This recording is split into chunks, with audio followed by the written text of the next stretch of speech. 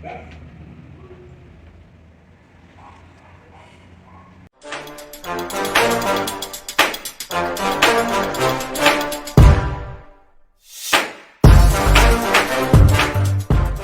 everybody, back again, and today we're going to be making a pretty cool throwing knife out of this yard sale find. Really quick, for those of you who follow me on Facebook or TikTok or have been keeping tabs on things, my father recently underwent a double lung transplant. He's recovering very well, but the initial stages of recovery were pretty difficult, especially in the ICU portion of recovery.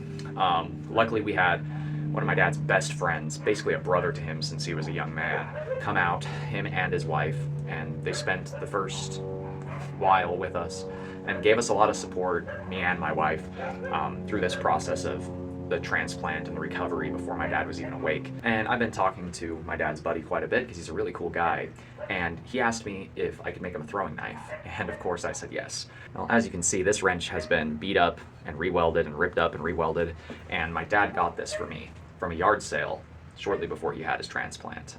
It was the last thing he was able to get for me before he had his transplant. So I figured, wouldn't it be cool if I made his best buddy's knife, his best buddy's throwing knife, out of this wrench that he got for me? So that's what we're gonna do today. We're going to use my hot cut and we're gonna cut off this, And then we're gonna draw a handle and a blade out of this, and we're gonna drift this wider to create a loop. So we're gonna go for like an extra large kunai style throwing knife out of this thing. Should turn out pretty well, should be a pretty easy project, but I just figured it would be a really cool thing to make and just kind of say thank you to our friend.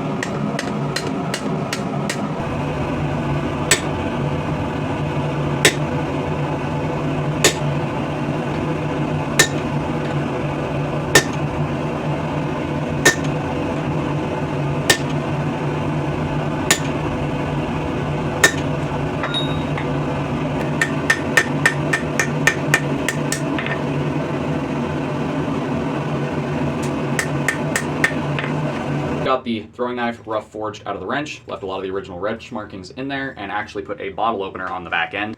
Because why not have an adult beverage when you're doing adult activities? Disclaimer, I'm not responsible for anything stupid people do out there. Don't take my word. Do as I say, not as I do. Do as I do, not as I say.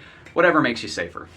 But we've got a nice double-edged cross section on this blade. We left the center at the same thickness and gave it a nice stout cross section up here, kind of like you would see on a medial ridge on a sword. So that way it's got a nice thick, hard, strong point.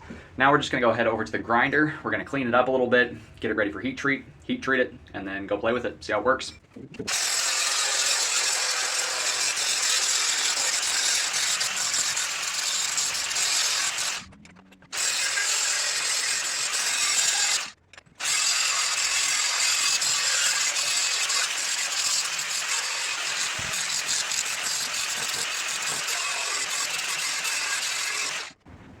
So we're back from the rough grind at the grinder, and we've got a nice straight throwing knife here with a bottle opener on the back. So I'm gonna go ahead and get this quenched, and then I will temper it off camera like I do, just because it's boring to see tempering.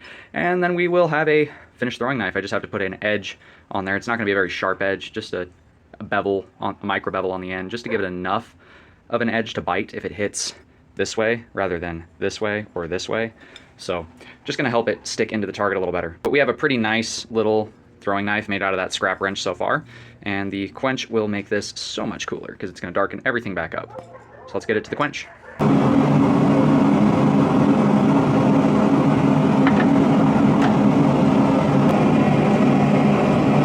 2 hours later.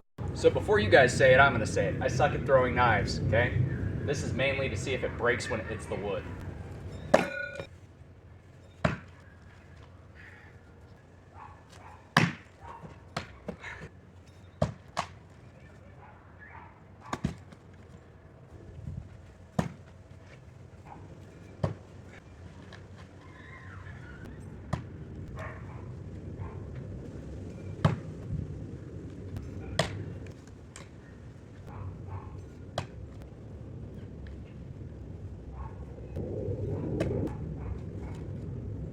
So here we are after throwing it over and over and over again, and we are still straight, we are still true, our point is still good, it's just got some gunk on it, and it held up perfectly. So, little throwing knife, little kunai is all set to go off to the new owner. That does it for today's video. If you guys like what you've seen, do me a favor, do that thing right there, and until next time, God bless, stay sharp out there. If you're looking for a custom hand-forged knife, sword, axe, polearm, whatever, check out the Etsy store. Link will be at the end of the video.